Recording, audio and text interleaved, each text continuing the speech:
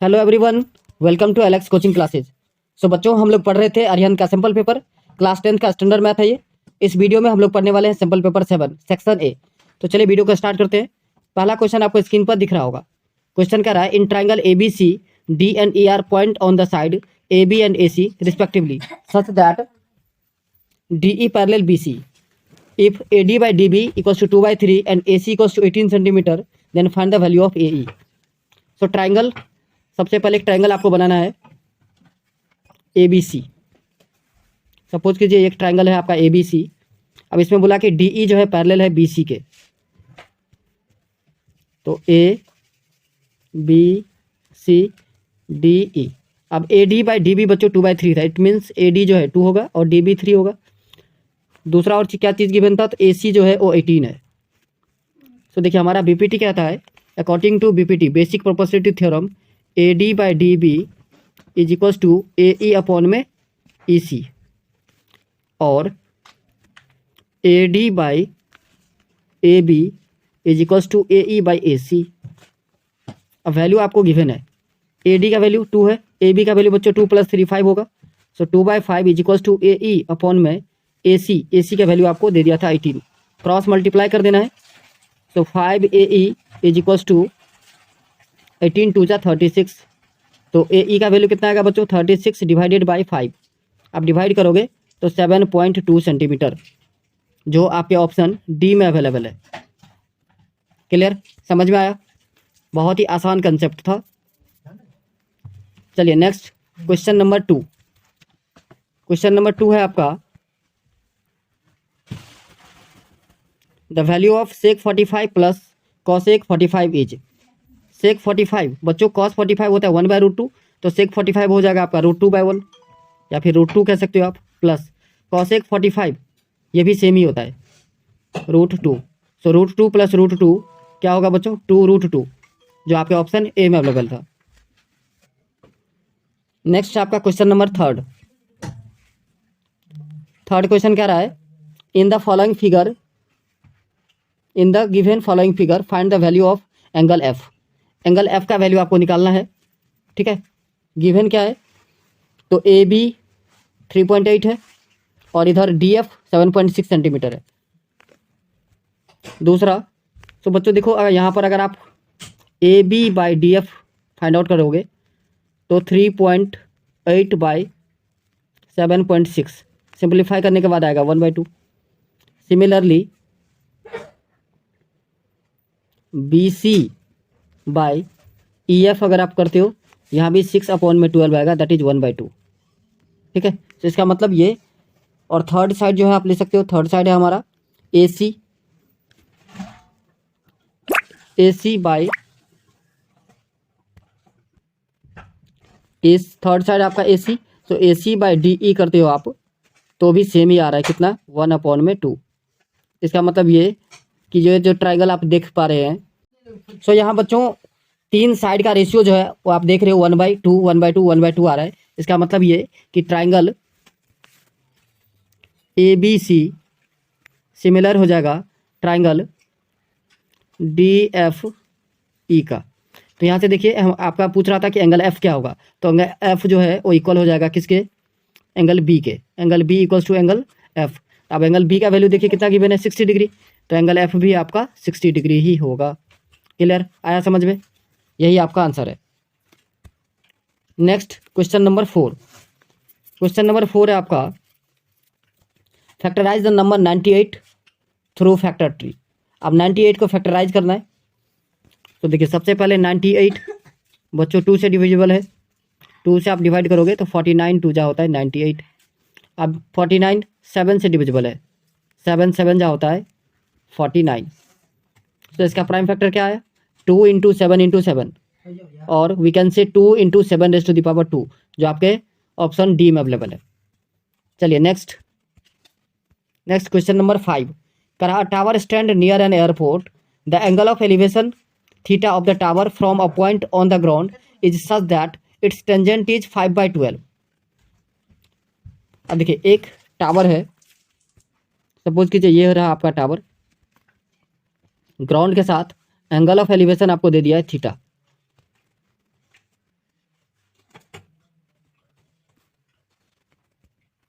Suppose कीजिए कि A B कोई टावर है और सी कोई पॉइंट है ग्राउंड पर। अब ये एंगल आपको थीटा दे दिया और क्या दिया है बच्चों, तो टेन थीटा का वैल्यू दे दिया है। Tangent is 5/12, the height of the tower if the distance of the observer from the tower is 120 metre. अच्छा, ये भी आपको दे दिया कितना, 120 मीटर। क्लियर। अब देखिए यहाँ से अगर मैं टेन थीटा का वैल्यू निकालूं तो टेन थीटा आप सबको पता होगा, फॉर्मूला होता है पी अपॉन में बी। सो पी है बच्चों ए बी अपॉन में बेस है 120, बट गिवन क्या था, टेन थीटा आपको गिवन था 5/12। यहाँ पर आप चाहो तो लिख सकते हो but it is given that. So 5/12 equal होगा बच्चों किसके, ए बी बाई 120 के। अब देखिए 12 1 जा 12, 12 10 जा 120, क्रॉस मल्टीप्लाई कर दो। सो ए बी इक्वल्स टू आएगा बच्चों 5 10 जा 50 सेंटीमीटर। यही आपका आंसर है। क्लियर। चलिए next question number 6। Question number 6 है आपका, in the given figure m is the mid point of line ln, then x plus y is equals to.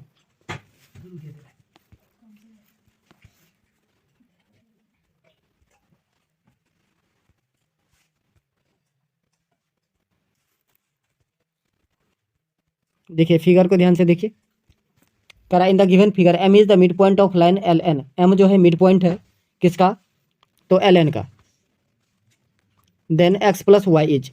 अब देखो मिड पॉइंट फार्मूला लगाओगे बच्चों तो m of x comma y formula होगा x1 plus x2 upon में 2 और y1 plus y2 upon में 2। अब x1 है बच्चों 7, l का कोऑर्डिनेट x1 y1 होगा और n का कोऑर्डिनेट x2 कॉमा y2 होगा। ठीक है, अब यहाँ पर वैल्यू पुट कर दीजिए, just put the value get the answer. तो 7 प्लस 1/2 और दूसरा होगा बच्चों 3 प्लस 4 अपॉन में 2। सो 7 प्लस 1 8, 8/2 करोगे आप तो 4 आएगा, 3 प्लस 4 7, 7 अपॉन में 2। सो यही आपका आंसर है 4 और 7/2। ये किसका वैल्यू है, एक्स और वाई का। अब हमें इससे पूछा क्या जा रहा था, हमसे पूछा जा रहा था एक्स प्लस वाई। तो 4 प्लस 7/2 इस दोनों को आप ऐड करोगे तो 4 और 7/2 का मतलब होता है बच्चों 3.5।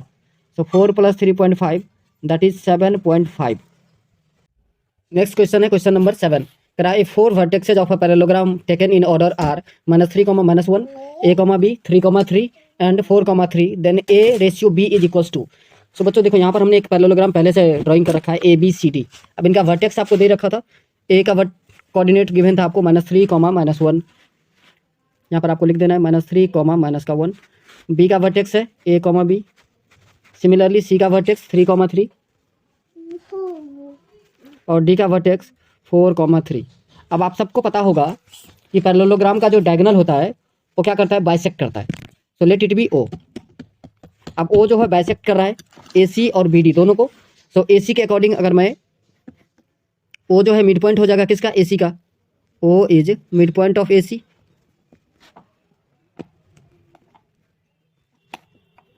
तो O का कोऑर्डिनेट आप निकालोगे तो मिड पॉइंट फार्मूला आप सबको पता होगा x1 प्लस x2/2 होता है। सो -3 + 3 तो 0/2 और दूसरा यहाँ देखिए 3 - 1 दैट इज 2/2। तो बच्चों ये आएगा 0 और 2/2 1 होता है। तो सिमिलरली अब BC के अकॉर्डिंग O जो है मिड पॉइंट होगा, BD का भी। तो वहाँ से अगर आप O का कोऑर्डिनेट निकालोगे x, y तो ये होगा बच्चों a + 4/2, a + 4 अपॉन में 2 x का कोऑर्डिनेट, और y का कोऑर्डिनेट क्या होगा b + 3 अपॉन में 2। अब देखिए ये दोनों किसका कोऑर्डिनेट है, O का ही है, तो इसका मतलब इक्वल होना चाहिए। तो x को x के साथ कंपेयर करना है आपको, y को y के साथ कंपेयर कर देना है। सो x को x के साथ अगर आप कंपेयर करते हो तो पहला जो आपका कोऑर्डिनेट आएगा वो है आपका a + 4/2 इज इक्वल्स टू 0। तो यहाँ से बच्चों a का वैल्यू आएगा -4। सिमिलरली हमारा था b + 3 अपॉन में 2 is equals to 1। Cross multiply करोगे आप तो b + 3 इक्वल्स टू 2, तो b का वैल्यू आएगा आपका -1। अब हमें चाहिए था a ratio b means a/b। तो a का वैल्यू -4 और b का वैल्यू -1, माइनस कैंसिल कीजिए, इसे रेशियो में लिखना होगा तो 4:1 लिखेंगे हम। क्लियर। जो आपके ऑप्शन बी में अवेलेबल है, आपका ऑप्शन बी करेक्ट है। क्लियर। चलिए नेक्स्ट नेक्स्ट क्वेश्चन है हमारा क्वेश्चन नंबर 8। क्वेश्चन नंबर 8 क्या कह रहा है आपका? The area of a circle whose circumference is 52.8 centimetre. अब देखिए सर्कमफ्रेंस जो है आपको दे दिया, सर्कमफ्रेंस का फॉर्मूला होता है 2 pi r. So 2 pi r equals to 52.8। अब वैल्यू सब्स्टिट्यूट कर दीजिए। So 2 into 22/7 into r equals to 52.8। 22 into 2 बच्चों 44 होगा। So 44 r is equals to 52.8 into 7। R का वैल्यू आप निकालोगे। So 52.8 into 7 divided by 44। So 44 12 जा होगा 528। सो 1.2 आया। 1.2 को 7 से आप मल्टीप्लाई करोगे तो 8.4 आएगा। सो रेडियस बच्चों आपको पता चल गया कितना, 8.4। अब क्या निकालना था? एरिया निकालना था। एरिया के लिए फॉर्मूला होता है pi are square, pi are square. So 22/7 into 8.4 into 8.4। So 7 12 जा तो 1.2 इंटू 22 इंटू 8.4। क्लियर है बच्चों? अब इस सबको आपको जो है मल्टीप्लाई करना है। तो मल्टीप्लाई करके आंसर आएगा 221.76 सेंटीमीटर स्क्वायर, जो आपके ऑप्शन ए में अवेलेबल है। तो यही आपका आंसर है। क्लियर? चलिए नेक्स्ट आगे बढ़े। Question number 9। बहुत ही इजी कंसेप्ट है बच्चों, आसानी से करना होता है, घबराना नहीं होता है। आराम आराम से आप देखोगे, सिर्फ कंसेप्ट क्लियर होना चाहिए तो 1 मार्क क्वेश्चन इजी होता है। चलिए नेक्स्ट 9 नंबर क्वेश्चन आपके स्क्रीन पर दिख रहा होगा।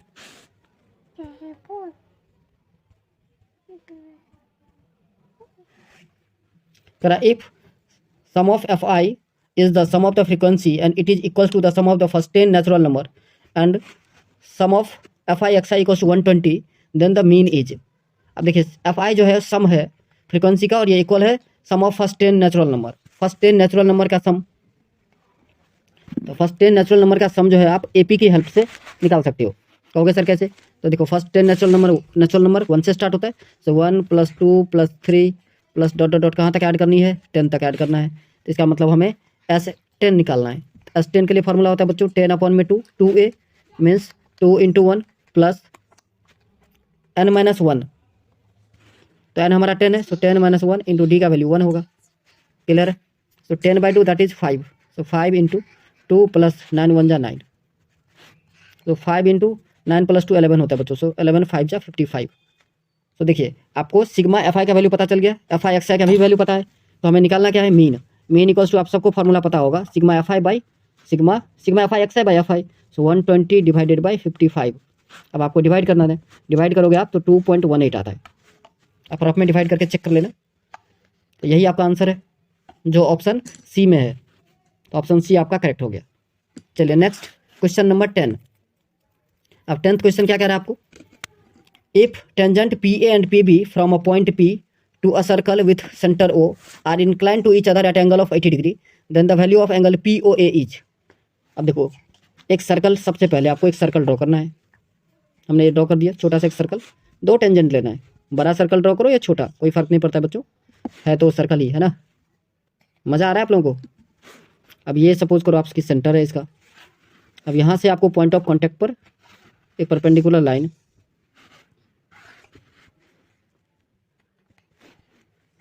अब देखिए क्या सब बोला था, 2 tangent P A P B. So ये रहा पी ए और पी बी। अब दोनों टेंजेंट के बीच का जो इंक्लिनेशन एंगल है ये आपको दे दिया था कितना? 80 डिग्री। अब आप सबको पता होगा एक चीज़, एक कंसेप्ट आप सबने पढ़ा होगा कि रेडियस जो होता है वो पॉइंट ऑफ कॉन्टैक्ट पर परपेंडिकुलर होता है। मतलब ये 90 डिग्री और ये भी 90 डिग्री। तो हमें निकालना है angle P O A. P O A मतलब इसको ज्वाइन कर दीजिए ऐसे। तो देखिए in triangle O A P B, क्या? In triangle O A P B, sorry triangle नहीं, रेक्टेंगल। रेक्टेंगल है बच्चों ये ओ ए पी बी। इसमें angle O plus angle A plus angle P plus angle B, इन सब का सम कितना होना चाहिए? 360 डिग्री। रेक्टेंगल है। अच्छा अब देखिए ओ का आपको नहीं पता, ऐसे रहने दीजिए as it is. Angle A का पता है आपको कितना? 90। पी का भी पता है 80 और बी का भी पता है 90। Is equals to 360। तो एंगल ओ इक्वल्स टू 360 और इस सबको आप ऐड करोगे तो 260 आ रहा है, तो 100 डिग्री आया। एंगल ओ अगर 100 है बच्चों तो एंगल पी ओ ए कितना होगा, हाफ हो जाएगा। तो 100 का हाफ कितना, 50 डिग्री। यही आपका आंसर है जो ऑप्शन डी में अवेलेबल था। किसमें, डी में। ये आपको दिख रहा होगा यहाँ पर, ये रहा ऑप्शन डी। समझ में आया? सब इजी है, कुछ भी नहीं है, सब हलवा है बच्चों, हलवा। चलिए नेक्स्ट क्वेश्चन नंबर 11 करा। Cylindrical vessel 32 centimetre high. एक सिलेंड्रिकल वेसल है जिसका हाइट जो है आपको दे दिया है 32 सेंटीमीटर। चलिए हम लिख लेते हैं H equals to 32 centimetre. Next and 18 centimetre at the radius of the base, और रेडियस 18 सेंटीमीटर जो गिवन होता है उसको लिख लिया कीजिए। Is filled with sand, this bucket is empty on the ground and the conical heap of a sand is form. If the height of the conical heap is 24 centimetre, height of conical heap let it be capital H. ये दे दिया बच्चों 24 centimetre. तो आपसे पूछ रहा है क्या, then radius of the base is. तो बच्चों एक छोटा सा कंसेप्ट याद रखना है कि सिलेंड्रिकल जो बकेट था या वेसल्स था उसके सैंड को किस में कन्वर्ट किया जा रहा है, कोनिकल हीप में। इट मीन्स कि दोनों का वॉल्यूम जो है वो इक्वल ही रहने वाला है। तो आप लिखोगे वॉल्यूम ऑफ सिलेंडर, मैं यहाँ पर शेप ही बना दिया हूँ बच्चों, equals to volume of cone. ये बात आ रही है आप लोगों को समझ में? तो वॉल्यूम ऑफ सिलेंडर का फॉर्मूला होता है पाई आर स्क्वायर एच, ठीक है जी। और वॉल्यूम ऑफ कोन ये होता है 1/3 पाई, इसका रेडियस को कैपिटल आर और हाइट को कैपिटल एच ले रहा हूँ मैं। पाई से पाई आप कैंसिल कर सकते हो।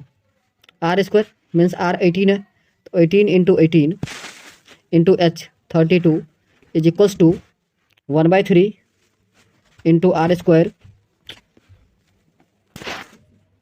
1/3 इंटू आर स्क्वायर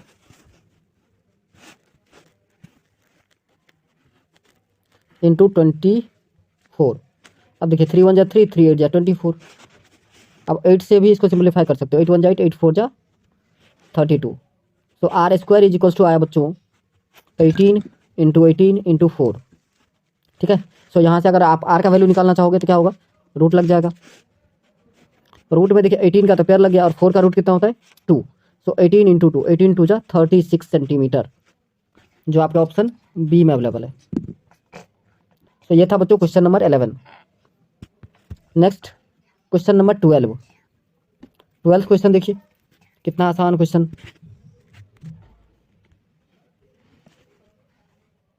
कह रहा था median of a given data is 20, if each item is increased by 2 then the new median will be.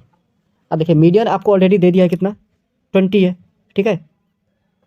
अब क्या बोला गया कि ईच डाटा को कितना इंक्रीज किया गया, 2 इंक्रीज किया गया। तो आप सबको पता है कि मीडियन जो होता है वो मिडिल वाला होता है, चाहे इवन नंबर हो या ऑड नंबर हो, मिडिल वाला। अब कहोगे सर इवन में तो 2 आता है, उस 2 को जोड़ करके 2 से डिवाइड करते हैं। तो अगर 2 ऐड कर दिया जाता है तो पहले मीडियन 20 था तो 22 हो जाएगा। सिंपल, बिना कॉपी पेन उठाए ये क्वेश्चन आप सॉल्व कर सकते थे। चलिए नेक्स्ट करें, for some integer P every even integer is of the form. अब देखिए पी के लिए सारे इवन नंबर कैसे होगा, तो इवन नंबर जो है बच्चों वो 2p के फॉर्म में होता है। किस फॉर्म में, 2p। कहोगे सर क्यों, तो देखिए 2p p के किसी भी वैल्यू के लिए इवन होगा। लेट सपोज कर लेते हैं p का वैल्यू 0, तो 2 इंटू 0 0। नेक्स्ट क्वेश्चन है question number 15। If tan θ1 plus θ2 is equals to √3। तो बच्चों देखो tan 60 का वैल्यू होता है √3, तो आप इसको लिखोगे tan θ1 plus θ2, tan θ1 plus θ2 is equals to tan 60 degree. अब दोनों साइड अगर आप कंपेयर करते हो, comparing on both side, you will get θ1 plus का θ2 is equals to 60 degree. Let it be equation first. Next आपका दिया है सेक θ1 माइनस θ2, सेक θ1 माइनस का θ2 इज इक्वल्स टू 2 अपॉन में √3। तो सेक θ1 माइनस का θ2 इज इक्वल्स टू 2/√3। अब देखिए cos 30 का वैल्यू होता है √3/2, तो ये सेक 30 का वैल्यू होगा, सेक 30। आप कहोगे सर cos के साथ ऐसा करके आपने क्यों बता दिया, वैसे भी आप कह सकते थे। तो बच्चों को बहुत सारे ऐसे बच्चे होंगे जिसको 10 का साइन cos 10 का ही वैल्यू याद होगा, ठीक है। तो इसलिए हम कॉस से रिलेट कर दिए ताकि आपको पता चल जाए। चलिए अगेन कंपेयरिंग कर दें तो 6 से 6 कैंसिल होके θ1 माइनस θ2 का जो वैल्यू है वो 30 डिग्री हो जाएगा। Equation second.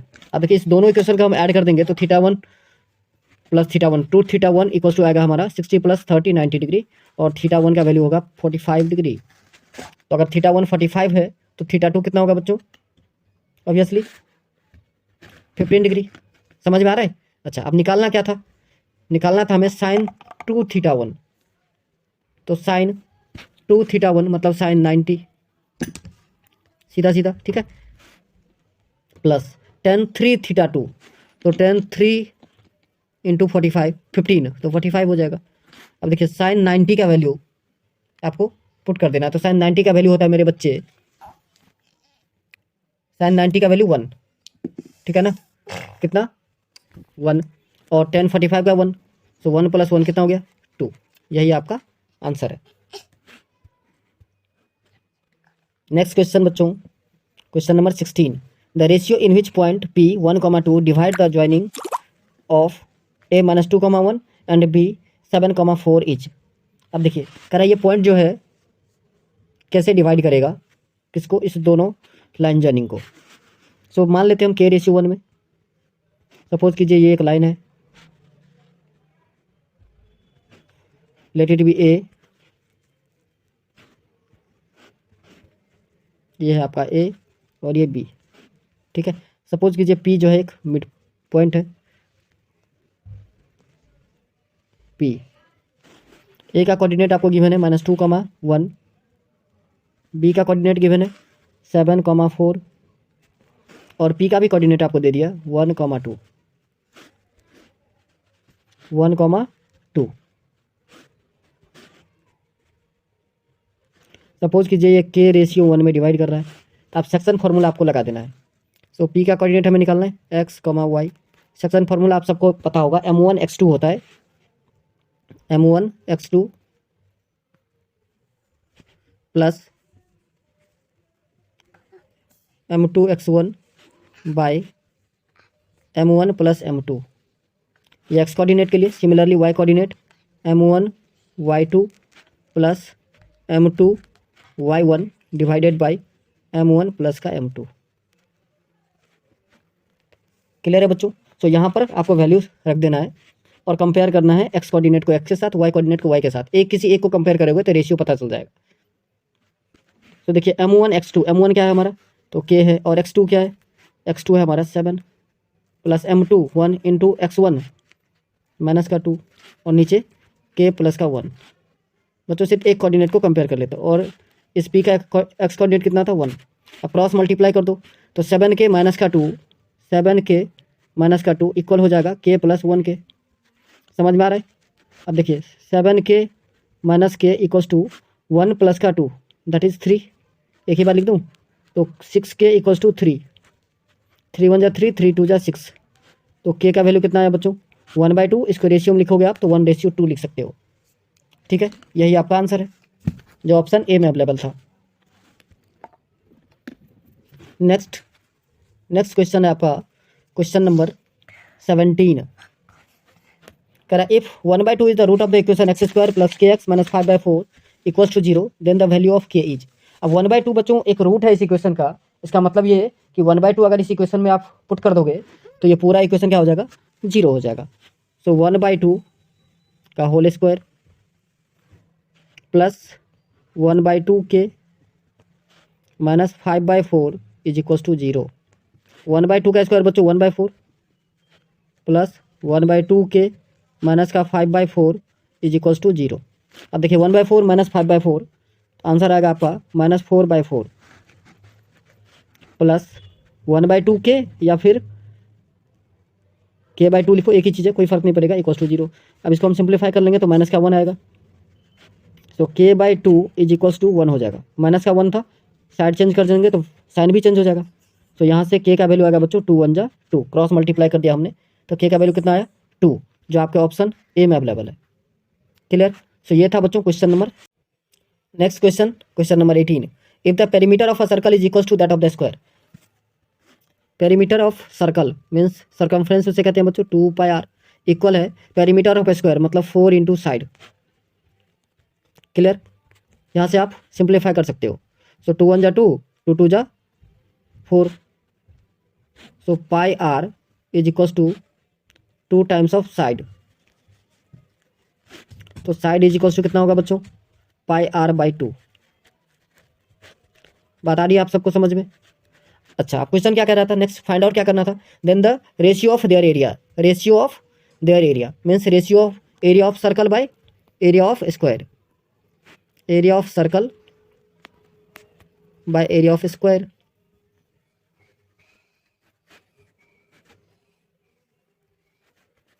Area of circle होता है बच्चों पाई आर स्क्वायर और एरिया ऑफ स्क्वायर होता है side into side. So pi square R square upon में 2 का स्क्वायर 4। क्लियर? अब देखिए आर स्क्वायर से आर स्क्वायर कट जाएगा, एक पाई स्क्वायर से एक पाई कट जाएगा, ये 4 चला जाएगा ऊपर। तो क्या बचा अभी तक? 4 अपॉन में पाई। इसी को आप लिखोगे 4 अपॉन में 22 अपॉन में 7। ये 7 भी क्रॉस मल्टीप्लाई होकर ऊपर जाएगा। सो 2 1 जा 2 और 2 11 जा, कितना है बच्चों? 7 अपॉन में 11।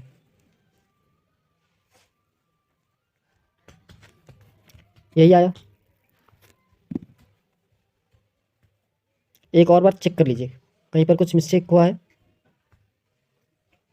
4 अपॉन में पाई था, ठीक है। सो 4 7 जा 28। अच्छा 2 से हम कट रहे थे तो 2 2 जा 4 होता है यहाँ पर बच्चों। 2 2 जा 4 और 2 11 जा। अब देखिए 7 2 जा 14 बाय 11, कितना? 14 बाय 11, 14 रेशियो 11। ये आंसर है आपका, ठीक है, ऑप्शन बी।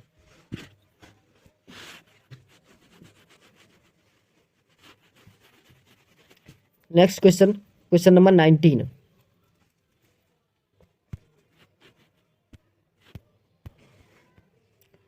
HCF ऑफ 11 और 17 इज 1। तो बच्चों 11 और 17 को प्राइम नंबर है और को प्राइम नंबर का HCF ऑलवेज 1 होता है। तो ये बिल्कुल सही है, दर्शन तो बिल्कुल सही है। रीजन में है if P and Q are prime then HCF of P and Q is 1। ये भी बिल्कुल सही है और करेक्ट एक्सप्लेनेशन भी है, ठीक है ना। इसका मतलब ये कि ऑप्शन ए जो है 19 का आंसर क्या होगा? Option A. चलिए नेक्स्ट क्वेश्चन नंबर 20। दर्शन है आपका 4x plus 3y equals to 18 is a line which is parallel to X axis. अब देखिए 4x plus 3y equals to 18 है, तो ये एक्स एक्सिस के पैरेलल बिल्कुल भी नहीं हो सकता, ठीक है। तो एजर्सन जो है वो बिल्कुल ही गलत आ गया, पहले ही पता चल गया हमको कि एजर्सन गलत है। आप कहोगे सर आप बिना एक्स और वाई का वैल्यू निकाले, बिना ग्राफ खींचे कैसे कह सकते हो कि ये एक्स, ये जो लाइन है वो वाई एक्सिस के पैरेलल नहीं होगा? बच्चों लाइन वाई एक्सिस के पैरेलल वही लाइन होती है जिसमें सिर्फ एक्स का वैल्यू है। यहाँ पर वाई वाला टर्म अगर नहीं होता, सिर्फ एक्स इक्वल्स टू 18 होता, 4x इक्वल्स टू 18, देन वो लाइन जो है एक्स के पैरेलल हो सकता था। लेकिन यहाँ पे क्वेश्चन नहीं कर रहा है 4x plus 3y equals to 18। यहाँ पे 4 के किसी भी वैल्यू के लिए y का वैल्यू आ रहा है, y का वैल्यू 0 नहीं आ रहा ना, समथिंग आ रहा है कुछ, इसलिए y एक्सिस के पैरेलल नहीं हो सकता, ठीक है। तो ऑप्शन डी होगा, assertion is false but reason is correct. तो बच्चों आज के लिए बस इतना ही, मिलेंगे नेक्स्ट वीडियो में। जय हिंद, जय भारत।